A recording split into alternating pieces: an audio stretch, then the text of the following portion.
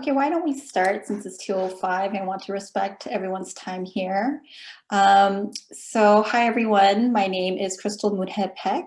I am an associate professor of gender and sexuality studies at UCR.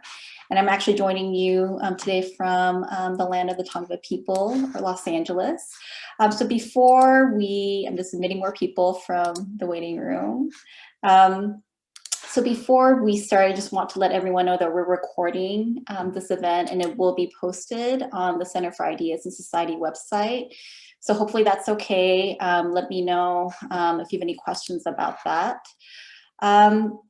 So I'm just so delighted to introduce to you an amazing scholar, artist, educator, cultural worker. So we have Dena Al-Adeeb. Her research focuses on the global war of geographies and oil economies as they manifest through visual culture, material culture, architecture and infrastructure, collective and intimate memory. She's a visiting scholar at the Department of American Studies at the University of California, Davis, where she's currently working on a book manuscript entitled The Architecture of War, the Destructions of Iraq and the Rise of Petrocultural Imaginaries. And previously, she was also U.S. Chancellor Postdoctoral Fellow, working with Karen Kaplan at UC Davis. Trained as a transnational scholar of Middle Eastern and Islamic studies, American studies, and cultural studies, Dr. Al-Adeeb's research and pedagogy lie at the intersections of feminist theory, post-colonial studies, and critical race theory. And her talk today is titled An Archive of Future Memories, A Letter to My Daughter. So before we formally transition into her talk, I just want to thank the Department of Gender and Sexuality Studies, as well as the Department of Media and Cultural Studies, and the Performing Difference Research Cluster of the Center for Ideas and Society at UCR for supporting and co-sponsoring this event. And in Dr. Al-Adeeb talk today, she will correspond with her daughter about everyday familial survival practices by charting the interconnections between the trilogy of personal and ancestral displacements and their relationship to three pivotal contemporary Iraqi and American histories and the ongoing living effects of US militarization and the ever-evolving interventions in Iraq. Applying a transnational feminist lens to refugee studies, Dr. Al-Adeeb interweaves the analytical with life stories, artworks, and other creative practices, allowing for an intimate space to formulate feelings and emotions in theory and praxis. So I just want to note that we'll be transitioning to the talk. If everyone could actually keep their mics muted during the talk, that would be wonderful. If you have questions or comments, please feel free to share that in the chat. I will do my very best to keep track. And then after the talk, we'll have a chance to actually converse with Dr. Al-Adeeb. So without further ado, I'll give the floor to Dr. Al-Adeeb. Thank you so much, Crystal, and thank you everyone for being here. I am still seeing people come through, and I'm honored and grateful to be in conversation with you all. It's so exciting. Some of the folks who are on here are friends and comrades and colleagues and family. So it's really exciting. And I just want to say thank you again for making the time to join me today. It's really, really exciting. I want to say thank you again to Crystal for inviting me to present my work and for being such an amazing and inspiring advocate for doing experimental research and stressing the importance of that, especially in the work we do. I also would like to thank Catherine, Henshaw, and Jessica at the Center for Ideas and Society for hosting me and facilitating this conversation. A special shout out is to Karen Kaplan, my mentor, and someone I've had the privilege to work with for the last several years, and who's really made an impact in the way I am feeling more confident about new works that I'll be sharing with you in a second. So again, thank you, Karen. You're amazing. If you all don't know Karen Kaplan, you need to get to know her on a personal level. Obviously, her scholarship, most of us have been engaging with for many years. So I don't need to say much about that, but on a personal level, Karen has been an incredible mentor. I just want to say thank you, Karen. And finally, I just also want to thank our sponsors and co-sponsors, the Department of Gender and Sexuality Studies, Media and Cultural Studies, and the Performing Difference Research Cluster at the Center for Ideas in Society. So again, thanks everybody. So let me tell you a little bit about this project. This is a multimedia project and performance that engages memory work, that centers transnational refugee epistemologies, and knowledge production rooted in social justice and community work, specifically in relationship to ongoing wars, militarized migrations, displacement, dispossession. I hope to share this performative work in the spirit of a dialogical exchange, right? This is not a talk, it's a performance and a multimedia project. And I really would hope to be or want to be in a conversation with you all and to workshop this ongoing multimedia project on archives for future memories, which really interweaves the analytical with life stories, artworks, performance, video art, and other creative practices, allowing for an intimate space to formulate feelings and emotions in theory and practice. And I'll talk about that more a bit later. And really this moment in kind of my, I guess, career and life, I'm really trying to kind of center this kind of work and not, you know, obviously we'll continue to do my academic work, but really center some of the works that I've been doing throughout the years that have had taken some, I guess, not been central, and I'm trying to kind of re-center some of this work, the performative work and the multimedia work that I do. So this letter, first and foremost, I have to say, was inspired by reading Maya Angelou's A Letter to My Daughter, which I read after coming back to the US. I left, which I had left in 2003 after the US invasion of Iraq, and took a break from movement work. So I had left, gone back to Iraq to do some film work and some video artwork, and I ended up doing my master's at the American University in Cairo in anthropology and sociology, and took a break basically from movement-based work and anti-war organizing. And coming back to the US right before starting my PhD at NYU, I read Maya Angelou's Letter to My Daughter, and I was like, wow, this just felt like something I want to engage with at some point and revisit. So first and foremost, I want to say thank you, Maya Angelou, for always being such an incredible inspiration. I write this letter to make, like in many ways, like I said, inspired by Maya's work. I write this letter to make transparent familial lived experiences of forced migration and war-based displacement, and work against daily effacement and historical amnesia. Conceivably, this letter and archive strings together a severed tongue to recover memory and language that begins to name these experiences of ghostly remains, what Avery F. Gordon refers to in her book Ghostly Matters, calling it or conjuring ghostly remains and ghostly matters to study social life. One must confront the ghostly aspects of it, right? And this is kind of my attempt for the not for the first time, obviously I've been doing this work for many years, but for the first time trying to bring the different elements together, right?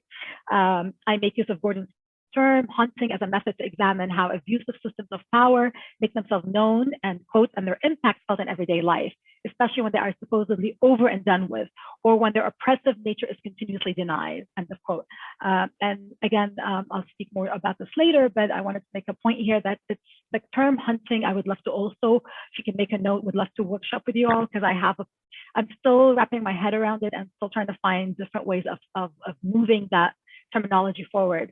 I think it more resonates for the letter of my daughter because it's for my daughter, a different generation born in the US, and hunting makes sense for her. But for me, I'm still struggling with what it means for me, right? And I'm sure most of you all have engaged in this in many ways through your lived experience and or through your art practice and academic work. This letter was also inspired by Yen Lee Esperto's scholarship in the field of critical refugee studies on militarized refugees, which centers refugee testimonies and acknowledges the efficacy of their or our fragmented stories as sites of, quote, quotidian memory places, the places where ghosts reside. Again, the theme of ghosts and hunting comes back here. Applying a transnational sense to critical refugee studies like Yen Lee Esperto and Lang Dong, who offer a feminist refugee epistemology, I make use of this lens and this practice that I make use of throughout the sequences of illustrated memories, right? The making of this body of knowledge was inspired by dynamic engagement with a class assignment by Espiritu titled Ghosts and Other Unfinished Conversations, where she basically, I never took the course, I read about the course through a piece she wrote and was inspired to take it upon myself to take the course on my, by myself, not with her, and did some of the assignments, and one of them was this, to write a letter to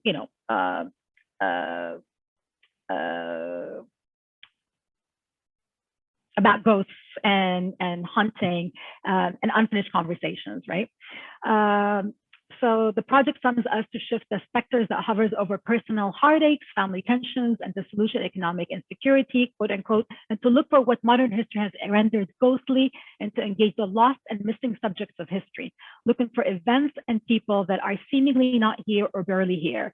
I make use of her assignment to illuminate survival practices in the everyday through charting the interconnections between a trilogy of personal and very intimate displacements and their relationship to three pivotal moments in contemporary Iraqi history: collective memory, the ongoing living effects of US military intervention and militarizations in Iraq and around the world, and the ever-evolving exilic migrations that continue to happen. I'm going to stop here. I would like to start with a video, a project that I actually did several years ago, but it was my first attempt to begin this kind of journey, this multimedia project. So I'll have you see the video project as a segue to then reading parts of the letter and ending with a prose poem. So let me read the kind of the excerpt for the video first. So it's called Disturbance. And like I said, this is a multimedia project. So there's a video component to it. There's a performance, there's prose poetry, a prose poem, and the performative aspect of it. So this is the video aspect that I'd like to share with you first. So Disturbance is a visual and performative memoir presented as a triptych video. Disturbance functions as a cartographic device charting the interconnections between three pivotal moments in contemporary Iraqi history and the relationship to a trilogy of personal and collective displacements. The piece is comprised of three videos entitled 1990, 1980, and 2003, years in which the Iraq-Iran war started. That was 1980. And I was, you'll hear this in the letter, when I was deported from Iraq. And 1990, the first Gulf War began, and I had to escape from Kuwait to the United States. And then in 2000, and then the American occupation of Iraq in 2003, which took place respectively. That's when I left the US and went back to Iraq. The sequence of spatial and architectural signifiers mark various climatic moments in Iraq's history, which have scored my personal lived experiences. All right, so let me share the video here. Let's see, share screen.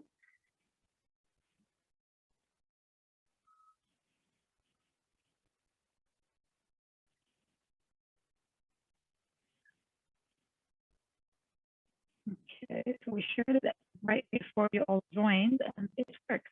And now we're having technical problems. It's not showing up.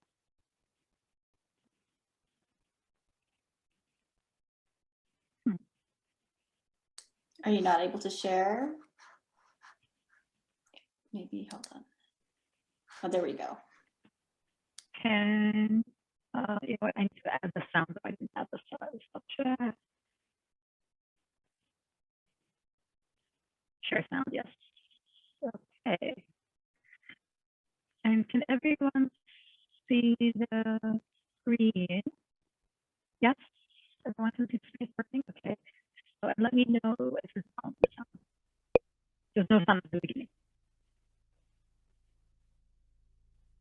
Uh-oh, I hear echo. That's not part of the video.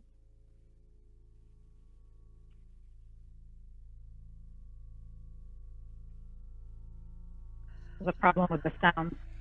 It's, we can hear the sound. Oh, actually we can hear it. Yeah, but there's an echo that's actually not part of the sound. Oh, okay. Did I say the echo, or am I just hearing the echo? Okay, the feedback. You don't hear the feedback or the echo? Okay, so it's just me hearing it. Okay, it's your headphones. You have to take your headphones off for the sound to work. And the headphones are calling the feedback, causing feedback too. Thanks, Julie.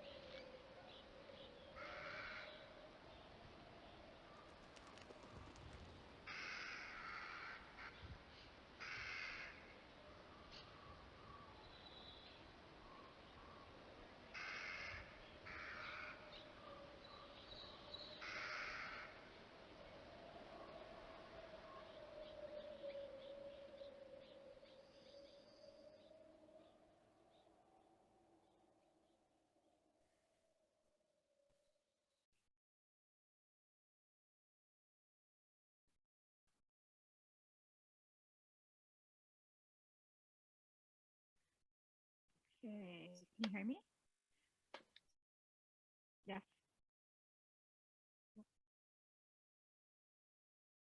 You can hear me? Okay. All right. And screen is not shared, right? No longer shared, right? Okay, perfect. Thanks.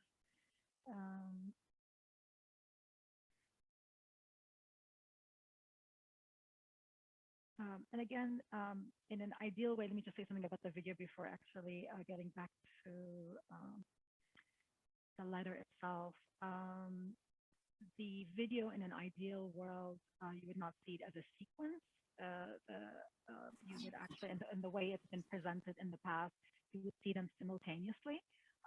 So the first one that you saw was 1990, which is the first Gulf War in 1990. And well, invasion, it was in 1990, August 2nd, 1990, and then the war was in March 1991. And you see, and the second was 1980, which is the Iraqi-Iran war, and my first displacement, and the third one was 2003, and it's just, like I said, U.S. invasion and my third displacement. So you would not see them separate, but you would see them in a gallery or in a physical space. You see them simultaneously. So imagine if you're standing in a cube or sitting in a cube. 1990 would be playing in front of you, and then 80 would be playing to the left, and 2003 is to the right. I've also shown them as a sequence, but in an ideal world, I'd like the experience to be one that is encompassing, to really speak about the work that we do. Dena, yes, I'm so sorry to I'm so sorry to interrupt. I think folks might be having a hard time hearing you, so I'm wondering. I don't know if it has to do with the. I'm going to take this piece off and just try to speak without this. Maybe. Okay. So let's see if that works.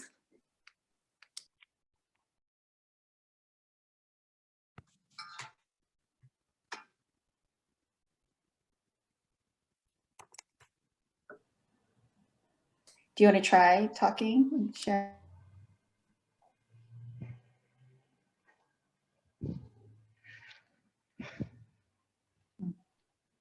Crystal, can you hear me? Yes. Is that better? Yeah. Is that better, everyone? You can share in the chat. Okay. Yeah. I think everyone's saying that that's better. Okay, great. Thank you. Okay, great. Okay, that's perfect. All right. So basically what I was saying, I'll just repeat that in case it didn't come through, that in an ideal world, the way this has been presented at galleries is that you would be kind of immersed in the experience. And of course, the sound would sound very different because you wouldn't hear a sequence of separate sounds of the 3 videos, but you'd hear all 3 of them at the same time. So the experience of kind of being there, it's already haunting. There's a very haunting and ghostly, kind of ghostly remains effect. So imagine if all 3 were playing at the same time. So you're watching them and experience them physically all together, but you're also listening to the sounds simultaneously. So it's a very different kind of feel to what you're seeing today, but it gives you an kind of an idea of what I'm going for, and hopefully the video, and we'll talk about it later, and in the prose that I'll be reading and in the letter, I hope these things come through, that it's about this immersive experience, that all of these things are happening all at once. These are not, it is about the fragmentation, and it is about this disjointedness, but it's also about this kind of multiplicity of feelings and emotions and lived experiences that are happening simultaneously all the time, right? And you can still hear me, right? Yes. If just as a reminder, can everyone turn their mics off? I don't hear you. Oh, can you hear me? You're not on mute. Oh, can you not hear me? Can folks hear me? Yes. Okay, great. Yeah, if everyone could just keep their mics off, because I think there was some noise, but I think it's off now. So go, yeah, please do. Sorry about that. Text me or chat me if there's a problem. All right, I see everyone saying we can hear you. Okay, perfect. All right. All right, so an archive of future memories added to my daughter. I write these notes and archive images, recipes, and drawings for you to remember, to learn by heart that memory is the terrain for struggle, sorting out the past so you may make sense of it all, even if only in translation. This archive considers what you have inherited so it may carry you through longings in the present. Think of it as a passing along dislocated remains so you may endure the losses and devotion. I hope it can serve as a structure towards imagining a future for yourself as well as collectively. I have lived most of my life without the tools to imagine and project into the future, a material reality that is rooted in one place. That is not until I gave birth to you. From a very young age, I lived at the end of the world, where apocalyptic times are not the future, but rather the daily reality, constantly asking myself, like many before me, and this is a quote by Aimé Césaire from his notebook of a return to the native land, what can I do? One must begin somewhere. Begin what? The only thing in the world worth beginning. The end of the world, of course, end quote. The following annotations are fragmented narratives of muted words I couldn't utter, trapped in the loop of time, a disjointed sequence of deliberations on acquiring a new set of terms for the silences that preside within our homes and the homes of many other immigrant, refugee, and displaced families from the global South. A set of remarks on modes of translation and innovation in language to mediate intergenerational relations between a daughter, her mother, and grandfather in diaspora. Intimate vignettes carry our familial relationships across time and space, making visible the meeting of personal and collective memories of war, displacement, and exilic futures. Plotting the fissures of our displacement and strayed migratory stories points to how the past leads into the present, reminding us of the continuance of historical atrocities in the present. These are ghostly stories transmitted through an archive of future memories, calling on spirits, poetry, objects, photographs, and other ephemeral meditations, acting as an open-ended structure that operate as a fugitive space for roaming bodies, memory storage, and speculations on just and equitable futures. To be more precise, these are dislocated notes concerning absence, presence, and the simultaneity of experiencing presence and absence. Like many before me, I carefully trace these invisible ruptures to make transparent processes of war-based displacement that both interrupt and produce gender's forms of knowledge. Giving birth to you and the embodied practices of motherhood in connection with community is one of the most radical acts towards decolonization. The tales and images are about loss, longing, and loving in embryonic states of flux, bringing into being the ever-present past so we may redeem the fractal relationship between our traumatized nervous system and manifesting utopian visions through enduring rebellions. On dispossession. We're still good on sound, right? Okay. The summer before the Iraq-Iran war broke out on September 22nd, 1980, your grandfather intercepted our impending deportation from Iraq. As fate would have it, a phone call from his trusted assistant altered the course of our lives. It was another smoldering summer day in Baghdad, which must have triggered the swelling of his nervous system when he heard that his family was picked up at gunpoint, hoarded onto trucks, and driven out to a desolate tract near the Iranian-Iraqi borders. No official reasons were given. Stranded in the desert, they were rendered stateless. Do not ask if that is how your grandfather first contracted a permanent state of crisis response, or for that matter, maybe that's how I contracted this permanent state of crisis response, this nervous system that cannot be silenced. Nor how your great-grandfather crossed the desert since she, nor how your great-grandmother crossed the desert since she was immobile, or how your great-grandfather was able to carry the crippling burden of loss through the barren expanse of exile, or how your great-uncle and aunt endured witnessing their children's wretched perpetual banishment. I was 5 then, and your grandfather's gestures carried us through. He never told me how we left our worlds behind, but dispossession is embodied. It is taught through living. I couldn't ask him as silence transmits memory. Overheard haunting fragments pieced together over time. Memory is tricky. Though official history, erasure and shame are even trickier. Our family was one of thousands of Iraqi families who vanished overnight, leaving behind ruptured lives and homes. Remnants of their effects still mark their expulsion, which was legitimized through othering owing to their Iranian heritage. Iraqi citizens who have been living in Iraq for several generations, yet their citizenship was revoked as thousands were expelled to the borders. Iran eventually took them in, even though their citizenship was contested by both Iraq and Iran. Some of the Iraqi refugees were eventually granted Iranian citizenship once they were able to provide proof of their Iranian origin. Those refugees unable to present evidence were issued green cards and remain in Iran as refugees. Your grandfather had to make some quick and calculated decisions when his family was forcibly split between Iraq and Iran. Even though he was born in Iraq and had Iraqi citizenship, he lived in fear of our imminent deportation. He sent your aunt, grandmother, and I off to Kuwait, but neglected to tell us about the expulsions, nor his planned escape through Syria in order to join us in Kuwait. The proposed plan went like this. It was a 2-week trip to Kuwait to visit an uncle. We arrived at his 1-bedroom apartment with 2 suitcases. Shortly after, your grandfather, upon his arrival, bear the news of our no return. Your grandmother lost her bearings. She was forever marked by the sudden loss. I don't think she ever forgave him for making that decision on his own.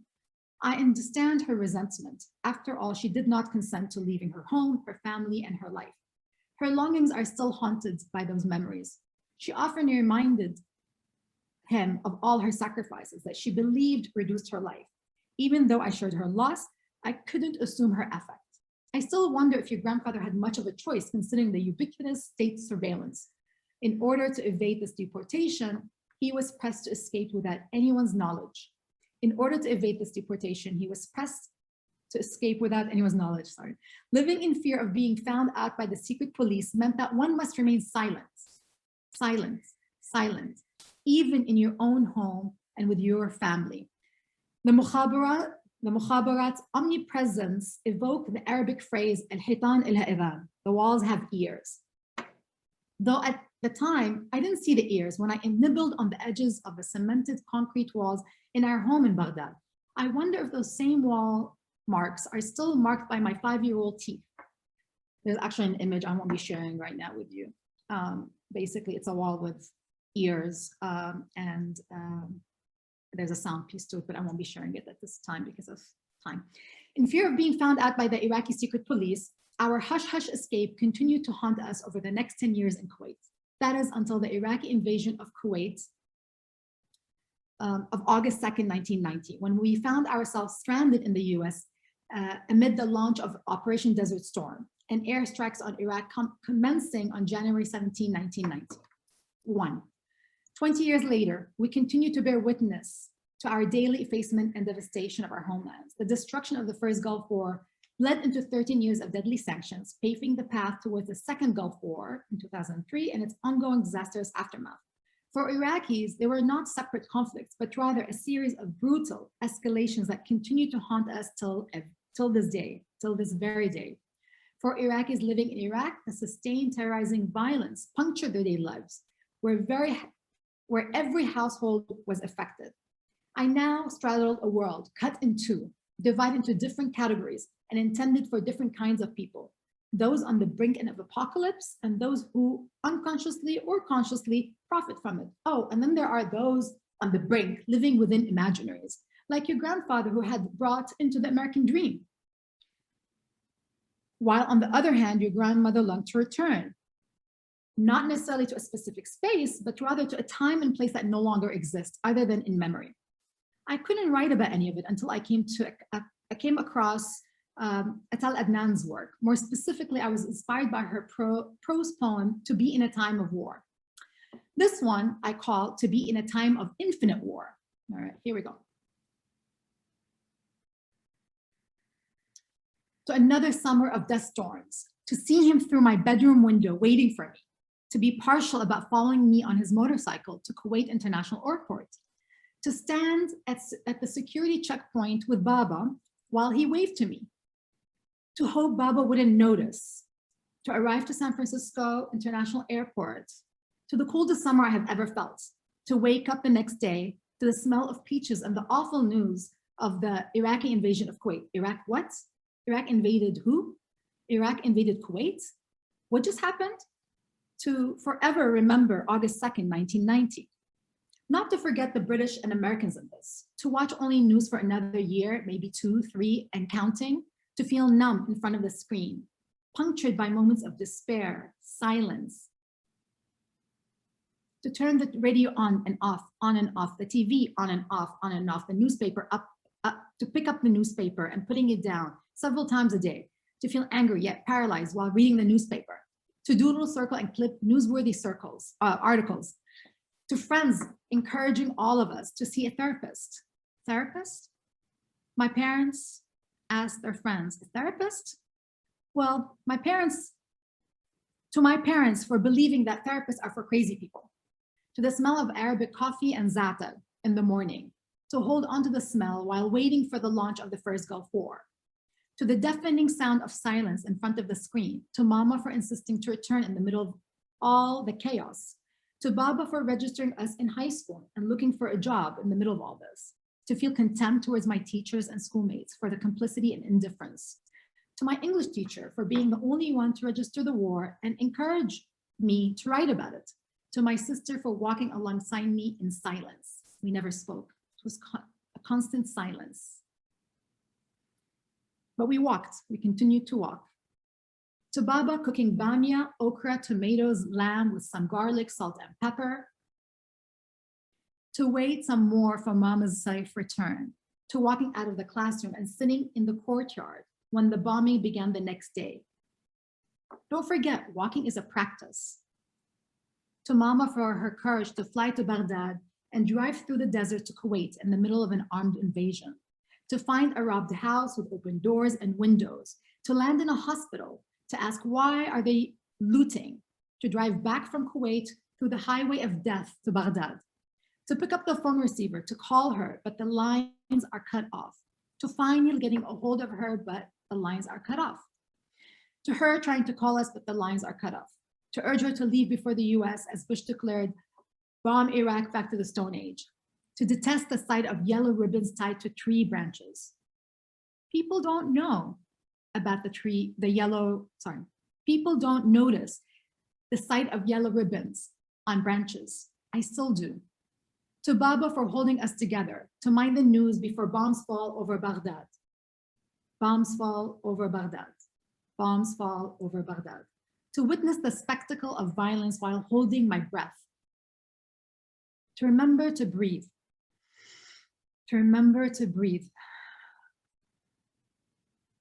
To remember to breathe, to take refuge from ungodly sounds under the staircase in Baghdad.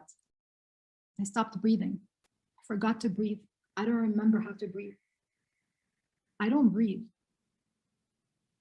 To remember to breathe. This must be the end of the world, to every day is Ashura and every land is Karbala. To the Tigris and Euphrates rivers for continuing to flow after the siege of Baghdad. To Inanna and Ishtar to emerge from the land of the dead and submerge the invaders in her underworld. To Uruk for welcoming her back with open arms. To reclaim the Lamasu from museums around the world for our protection. To the hanging gardens of Babylon and the tree of life. To water the plants, I want you to grow like a tree. How are we on time, Crystal? Do I have time for one more or should we? I can stop here. No, you can go ahead. We have time. You type, sorry, I don't hear you for some reason. Oh, can you hear me? We have time. Sorry, let me. We can stop here anyways. Oh. I actually noted that we have time. Can folks hear me? Growing like a tree. I want you to grow like a tree with roots, long roots, deep roots. I never learned to have roots. I don't know what that means, and I don't know why I want you to have roots. Today marks the 3rd year anniversary of your grandfather's physical passing. Nestled high in the hills of the Bay Area, where Hayward and Castro Valley come together, we laid his enshrouded body on its right side facing Mecca, the holiest city in Islam, located in Saudi Arabia. Tucked away in the Muslim quarter at the far end of the Lone Tree Cemetery, you scattered white petals over the cool earth, masking the rose water that fragranced Jaddu's cleansed body. I might have even curated that scene for the camera to capture, taking a series of photographs so you may access the past and the future. I seem to be obsessed with curating your future. Is that what a parent does? Maybe wanting to curate your future is about making peace with the past, a past that I'm still piecing together since I could not bring myself to probe. Questioning seemed indifferent to your grandfather's debilitating condition, especially during his remaining days. In those fleeting moments, withholding investigative inquiries into ghost stories felt appropriate for the silenced moods. Years before his passing, Jaddu bought 2 plots side by side for himself and Bibi in another close by cemetery. The plots were, among others, acquired as a group by Iraqi Muslim members of their community. However, after Jaddu's transition, we came to realize that this specific garden of remembrance did not have an official Muslim designated burial ground, nor did the groundkeepers allow for Muslim burial practices of entombing without a coffin to be performed onto its ground. His burial exposed yet again our contentious divergences that are informed by different gendered migratory experiences. I'm going to skip actually a little bit here. Your uncle, who came to the Bay Area as a child, found community through a shared belief in Islam. He came of age after September 11 during a time of amplified anti-Muslim sentiments and racialization of Islam that makes the emergence of Muslim first, Arab second as a collective identity possible. His identity is shaped in reaction to media discourse on the war on terror and heightened state repression through surveillance of Muslim communities and spaces such as mosques. The wars in Afghanistan and Iraq galvanized his generation towards religion-based liberatory policies. He strongly believed that we must entomb Jaddu in accordance with Muslim tradition and set out to find the appropriate resting site. Your aunt and I, who came as teenagers, felt that Jaddu had already chosen his resting place, and we needed to respect his wishes regardless of being able to abide by all of the traditional burial practices. Bibi was torn since Jaddu was no longer responsive as he approached the last stages of his life. A few weeks earlier, when Jaddu was still conscious, I asked him if he preferred to be buried in his birthplace alongside his extended family in the Shia holy city of Karbala in Iraq. I offered to travel alongside his casket and promised to perform all the ritual practices and burial traditions so he may rest in peace.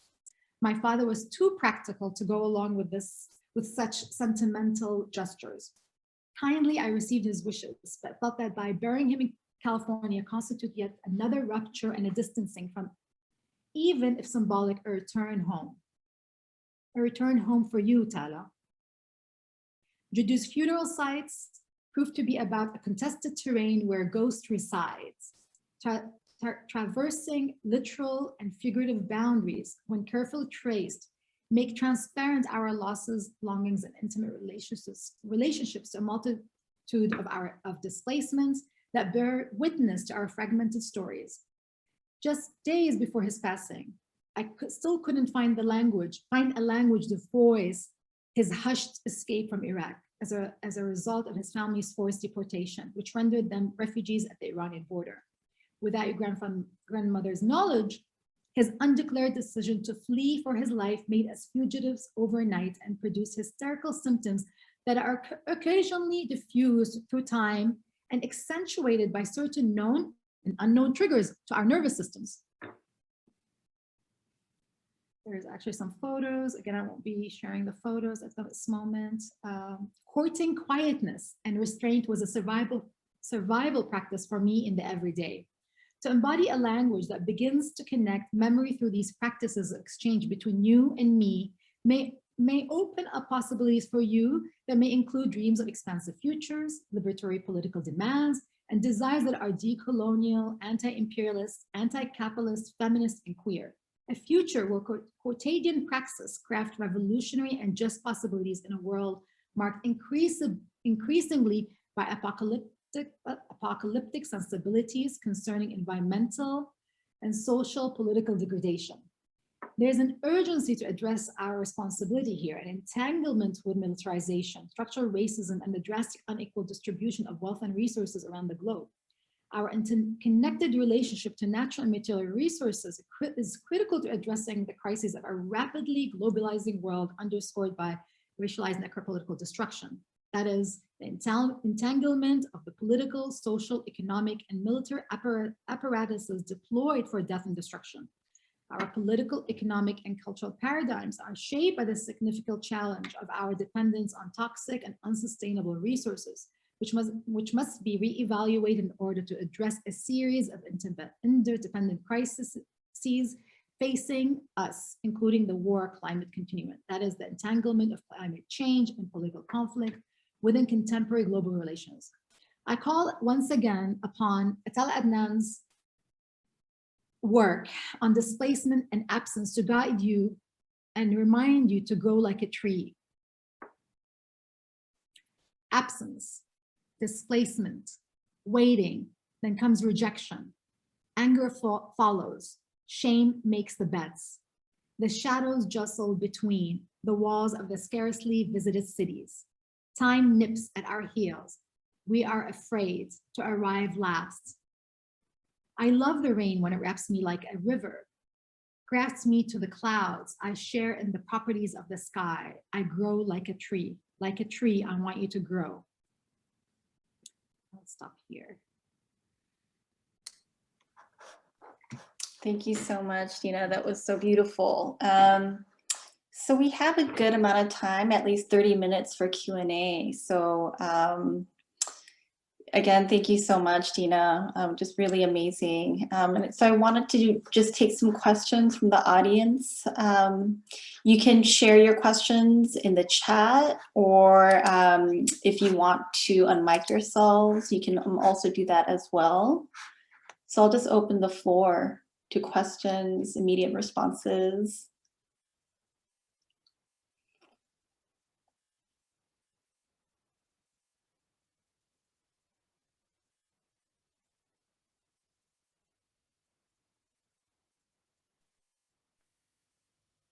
Shireen, did you want to share your question out loud, or did you want me to read it out loud for you?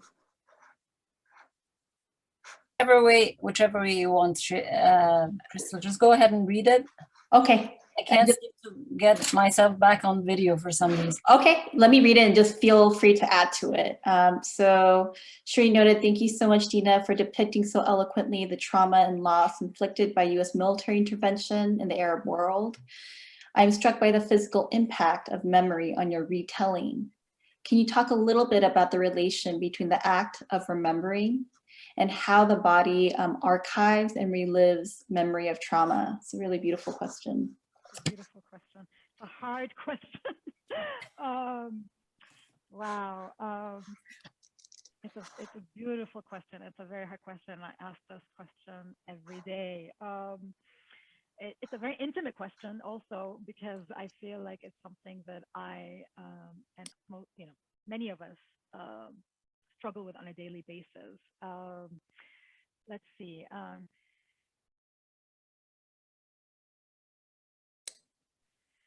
trying to see how to address it. Can everyone hear Dena too? Okay. Just want to...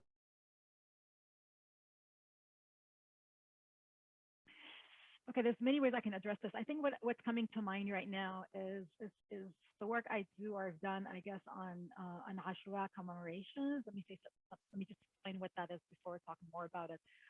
So some of the work I've done is as an artist, as a video artist, as a performer, but also as a scholar and as a writer, is trying to talk about what is happening today, and the question that you asked, Shireen, about the relationship between the act of remembering and how a body archives and relives memories of trauma. So I talk about how we and many folks have used Ashura, which is a ritual practice in Islam, Shia ritual practice in Islam, which is very much an embodied practice. There's many elements to it, everything from lamentation rituals to producing video art, to creating installations, uh, to uh, all situated within social movement work that centers the voices of the marginalized, basically, right? So using this kind of religious narrative and this is why in the poem that I shared with you, the prose poem that I shared with you, there's a reference to it why I say um, every day is Ashura and every land is Karbala. It's a term that is used to say that every day is Ashura. Every day we are fighting for social justice, right? And we're performing these ritual practices as a way to not only narrate a past, an unjust past, and but also to channel it towards social movement work and build, against injustice. At the same time, the performances are really about this question, right? How is about the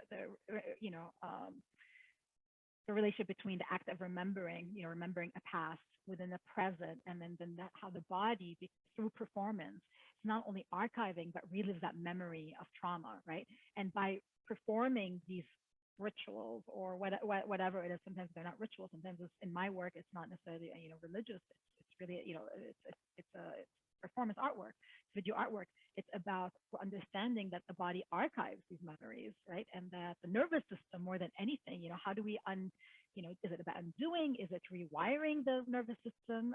Is it, and how do we do these things for these performances and these acts of embodying practices and memories that through ritual and practice we might be able to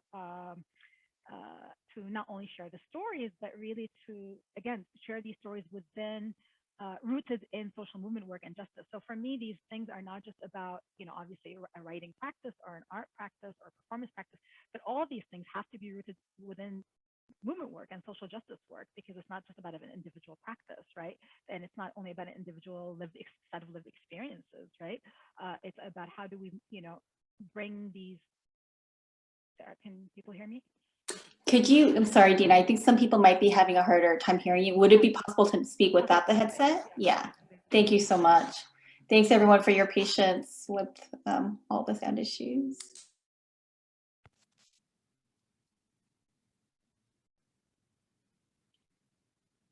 Kathy, can you say something? The problem is I can't hear anymore. Say something, please. Can you hear me? Yeah, when I take off this thing, I don't know why. Oh, you can't hear other people. I can't hear anything anymore. What am I doing?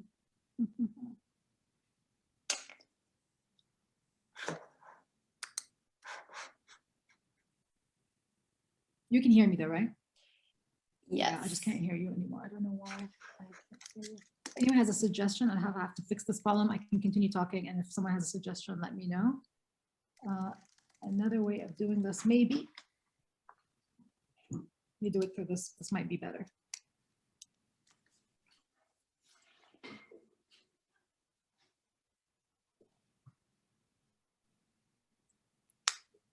Is this better?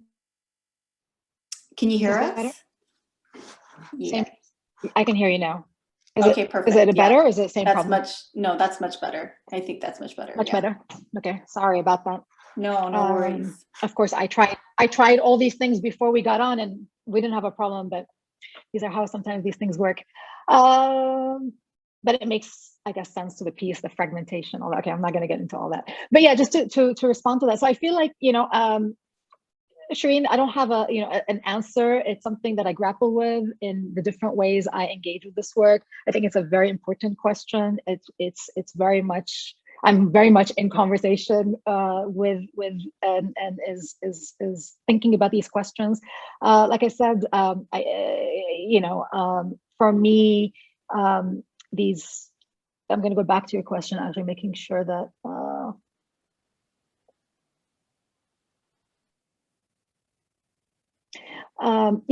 Back to what I was saying about Ashura and every day is Karbala. For me, I think what has made sense and what keeps me grounded is thinking through these things within social movement work, right? That in the body obviously archives these memory and relives memories of trauma.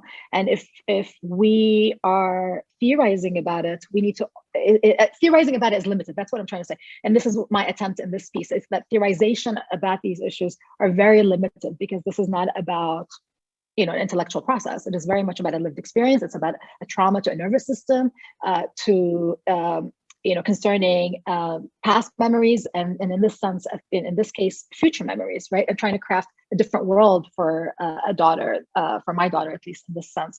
So, so this is why I feel like an intellectual process, or, you know, writing an academic paper for me has been, around these issues has been, you know, limited. And this is why I kind of try to, and this is why this project has come about, this multimedia project, where I'm attempting to address it in different ways, trying through an intellectual process, through a creative writing process, through poetry, through a video art piece, but through performance. And I feel like, you know, all grounded in movement work.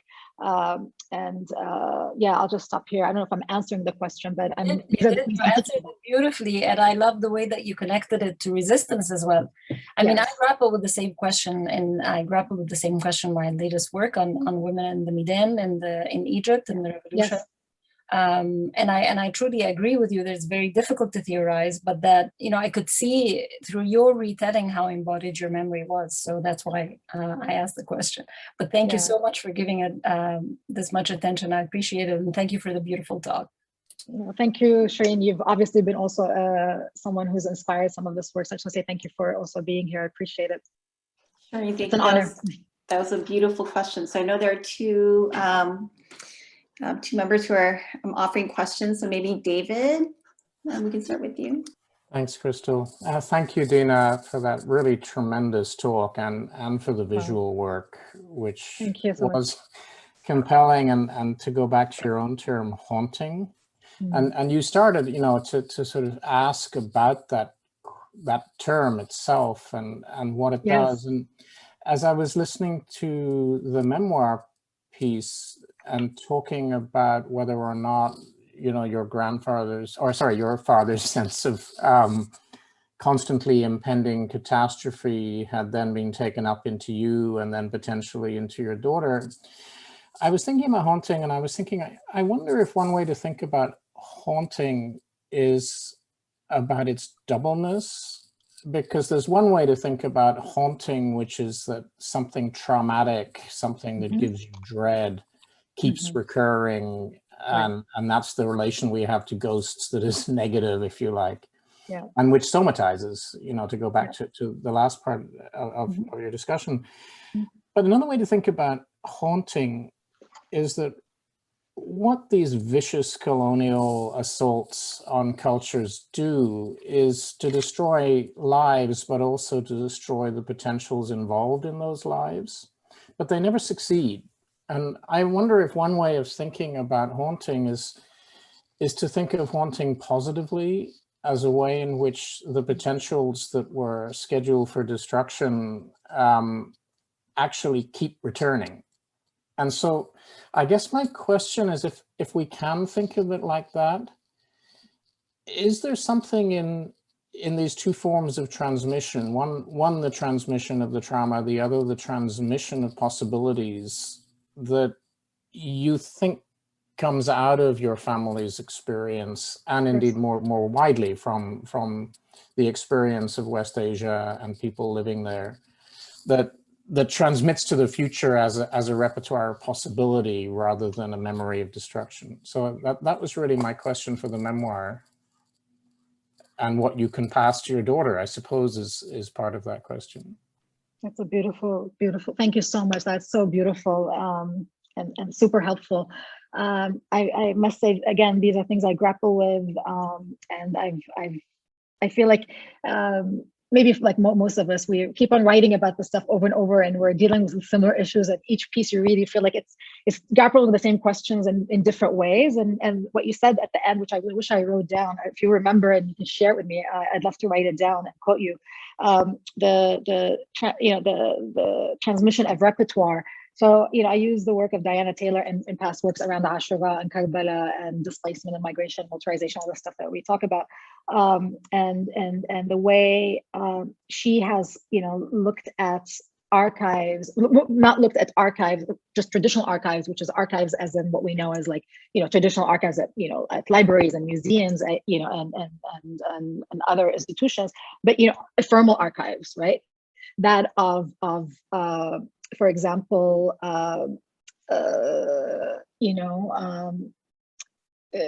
I can't remember the example she has given, but an example that I've used and others have used are, for example, the images and drawings that came out of Guantanamo Bay from the prisoners, right? So instead of just looking at the legal documents and all the, the legal archives, but, ephemeral archives that actually speak to another story that's about survival, that's about, not just trauma, but it's about survival and kind of creative ways to deal with the trauma, right?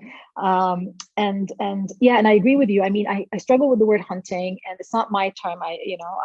There's many other scholars and writers and folks who've tried to work around hunting and kind of issues around ghostly remains. So for me, I feel like these terms are more relevant to, I think that, or would be relevant to this kind of future archive of memories, to a letter to my daughter, for my daughter, because I feel like her generation would be possibly dealing with it as hunting and as ghostly remains, right? She did not go through these things. I went through them at 5 years old, and for the first deportation from Iraq, to Kuwait, and then again from Kuwait to the United States at 16 years old, and then at 28 and when I went back to Iraq. So for me, I lived through these traumas.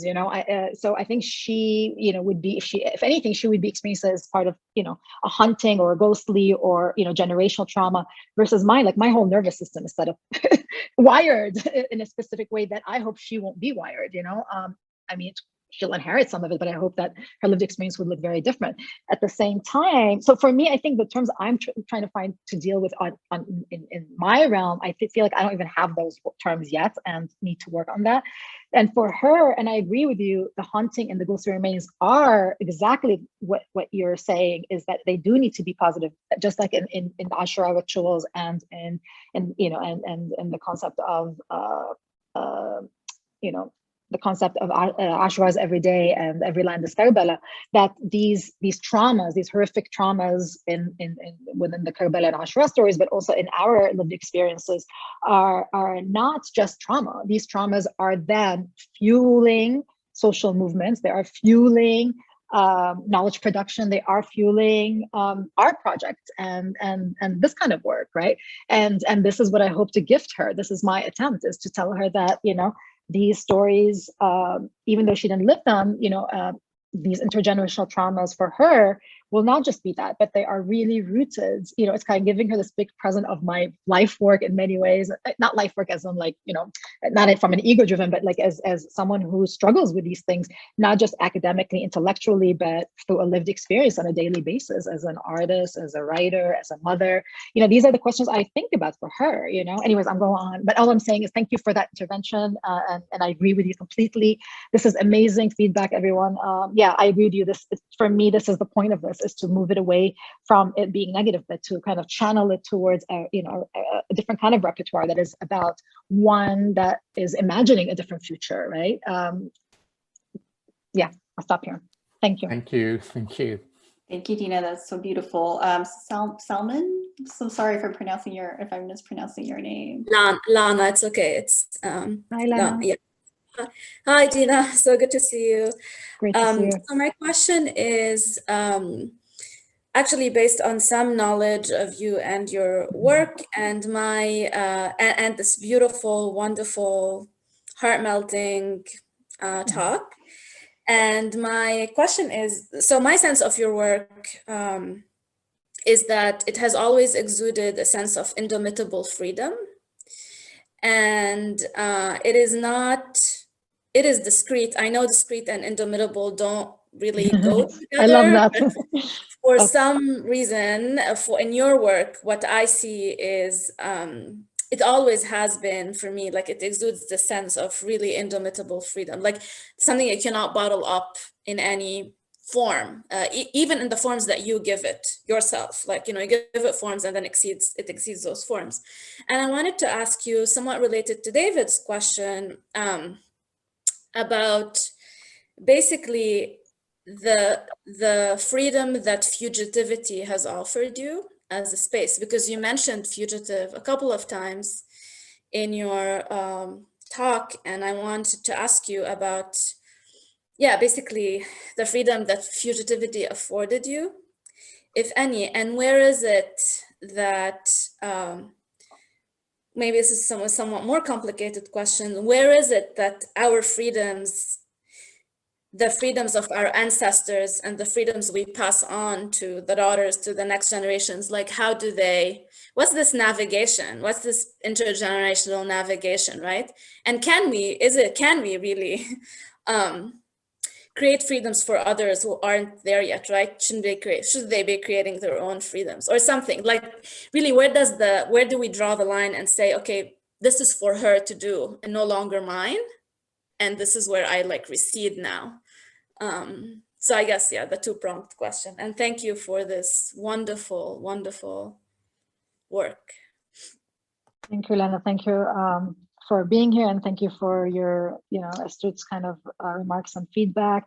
I have to say, actually, there's a piece in here that is about a project that Lena and I have been working on called Intimate Architecture of the Intimate. And I didn't. Sorry, Lena, I didn't read from that piece that I wrote about it. But I wanted to just mention there's a project that Lena and I are working on, that architecture of the intimate, that is about many of these things that we're talking about. It's also about making cooking and recipes and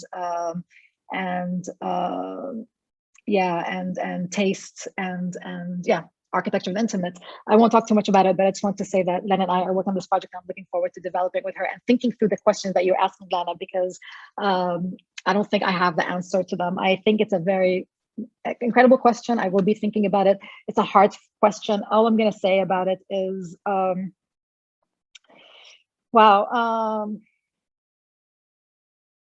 it's a hard question because I feel like I'm all over the place with it. I don't have a short response to it, but what I'll say is this: I'll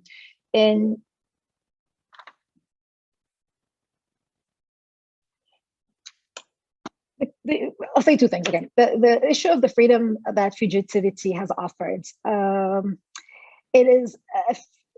I struggle with that, and I need to actually write more and think through these things more, because I struggle with that, and I've kind of put it on hold because I don't see it as just a freedom. I think it's a freedom, but it's also what's the opposite of freedom? It's a form of a different kind of violence. Meaning, okay, so freedom. Yes, I was, and if I understood your question, Lana, please let me know if I didn't get it. These freedoms also were part of the struggles that I'm concerned about for my daughter. One of them being the loss of language, right? That, one of my, and Lana knows this, I hang out with my daughter and, I must say 1,000 times a day, I don't speak English, speak to me in Arabic. Making sure that language is transmittable, right? And that, it's part of, it's one of my biggest fears is this issue of loss and this issue of transmission and this issue of one, not just her not knowing who she is, but it's part of the colonial project. That is what the colonial project is for me, right? Like I remember reading, if anyone knows the work of Assia Jabbar, Algerian French feminist, who, she was one of the first people I read who moved me in this world and changed my life because of the work she does around this. She in her book, An Algerian Cavalcade, where she talks about this whole chapter on writing in French and the violence of writing in French, right? And the pain that she has and the trauma that she carries with her because she feels that she can no longer write in Arabic or speak in Arabic, right? And her but over a time period she completely stopped writing in Arabic, right? And I know I'm going all over the place with this because I don't have a specific answer, but I'm thinking about it, right? These are the questions I think about. So the issue here, I guess, so the freedom that fugitivity has offered has also been in many ways a violent one that is about a colonial project, feeling a colonial project that was successful. And what I mean by that is that that by the time, and this is the obsession with my daughter, is like my daughter will be a product of this colonization, this new colonial project, right? Where she is born in the United States, where, and this is not, this is, on an intellectual level, but obviously from a mother's perspective too, that she's born in the US, she speaks English, she doesn't like to speak in Arabic, she doesn't want anything to do with Arabic. So, and it's not only about the language, but about the history and the politics, right? That she is exposed to, that is very frightening to me, right? As someone who wants her to and this is why I'm doing this. It's kind of my kind of decolonial practice to ensure that she has something to kind of possibly look for or look towards if she's interested. Anyways, I don't want to take too much time. I know I did.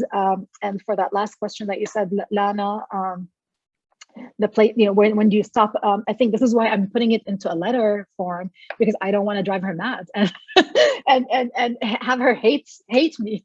So this is why I'm doing it in this way. She asks me sometimes when I'm working on this, "What are you doing, Mama?" I'm like, "Oh, Mama, I'm writing you a letter."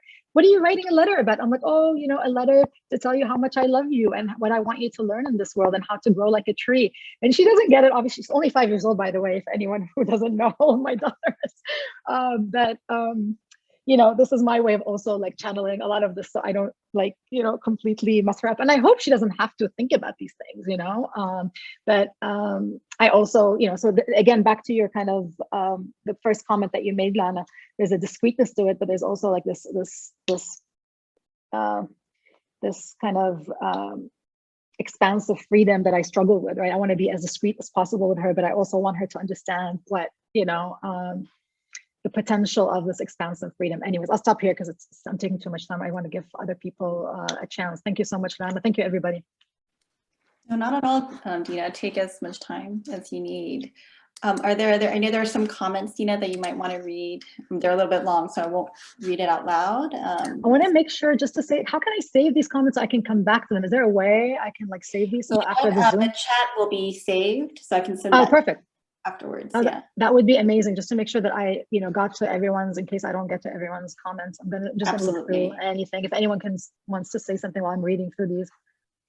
I have a question or yes, question formation, but I want to make sure that, does anyone else have a question? It's probably the last question just because of time. Let's see, hold on. I guess my question, and still forming, is, first of all, Dena, thank you so much. That was just so powerful. And I'm really looking forward to also seeing your work in person. I know we've met, we've been in conversation, but there's something about like the immersion, with your work. And you said something that was just so powerful in terms of, the different forms and genres of writing, of working, of performance, and the ways that they push against sort of, and please let me know if I'm misquoting you, sort of academic production, at least in terms of the ways that maybe we've been trained, or theorization. But for me, I think part of what is so powerful is I guess my entry point for sort of deep theorization is, how do we, what are the different practices and forms and frameworks, whether, it's through sort of writing or through the body, that helps me better understand, the world that we're in, and allows for like a deeper meditation around that.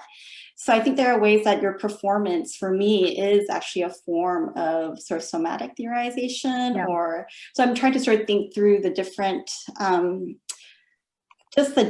your practice, your multidisciplinary practice, the somatic practice, and how they are actually very sort of critical forms of conceptualization, theorization. So I wonder if you can just maybe talk a little bit about that too, because it's something that I've been trying to think through myself. Say that last part again. Sorry, say that last part again. It's, it's more in terms of, what are ways that actually your performance, sort of, the process of writing letters. I actually engage these as really potent forms of sort of critical theorization as well, even if it's not in the genre of sort of academic writing, the ways that we've been trained. So I'm wondering if you can talk a little bit about that and sort of your experimentation with that. Yeah. Again, like I've said before, a lot of these things I've been thinking about a lot for many years, and I don't have answers. I'm thinking about them alongside everybody else. I think this is, I mean, if I can get to a point where I feel this is something I'm able to fully claim, I would be super happy, which is like, how do we, when do we realize, I guess I should say, as scholars, as academics, that critical theorization, the way we've been doing critical theorization is very limited, and that, you know, an intellectual and that these forms, and I'm not saying all of us, obviously, like many of us are artists and writers and crystal drummers, I guess, who just started drumming. Good for you. I mean, these are, these are forms that are, I should say a few things about them. These different forms and genres. I like you, I think of them as, spaces where we need to do the critical theorization, and they're part and parcel, and that, outside of them, that we're very limited, because we're dealing also with issues around, not just an intellectual, an intellectual process, but really talking about issues of trauma and nervous system and memory and collective memory, and embodiment. How do we talk about these things if we're not actually doing them, like doing them through a performance, doing them through an art project, doing them through drumming, right? And these things are, like I said, this is why I always, one of my main projects that I've been working on for many years around Ashura and performance and Karbala, for me, have been critical, because these are I don't want to use ancient, but like old traditions based let's say old traditions that have understood from the get-go that we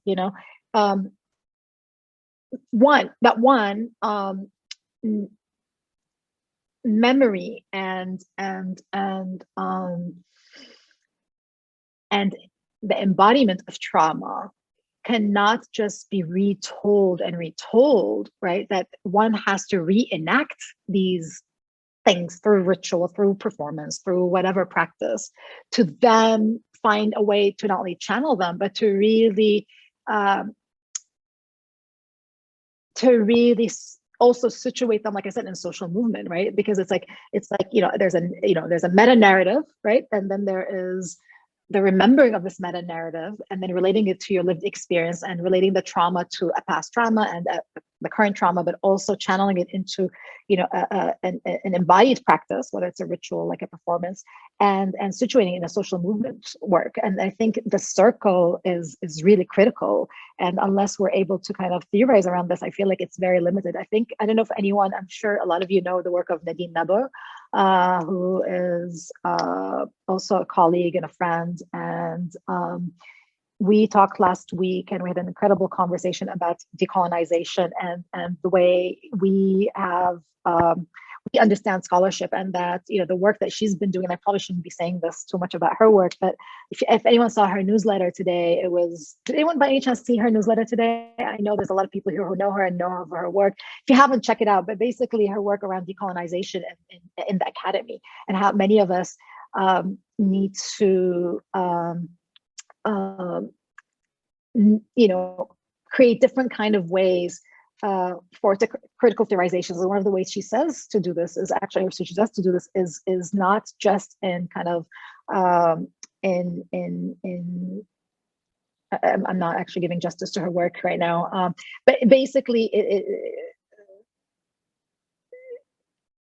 that's a word I'm looking for. So, a practice of care, basically, maybe a lack of better word, right? This is not the terminology that she uses. A practice of care, a practice of decolonial, creating a decolonial methodology that is not just about the writing itself, but it's about a practice of everyday self-care, right? And that self-care means that one has to sit in silence and meditate and reflect and produce creative work, because at the end of the day, the creative work and the performative aspect of it is what's going to shift the nervous system. I know I'm kind of all over the place. I'm sorry about that. Yeah, I'll just stop here. I think there's a lot of us are thinking about these. All I'm going to say is a lot of us are thinking about these questions about how do we,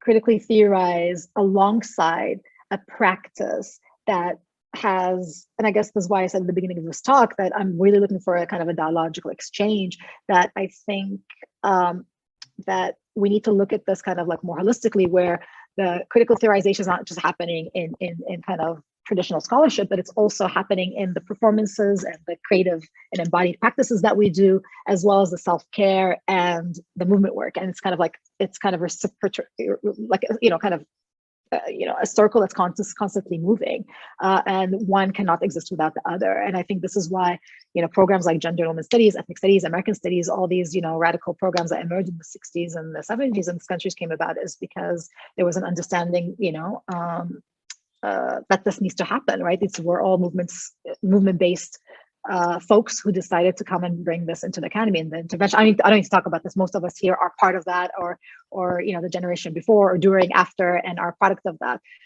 So all I'm going to say is thank you all.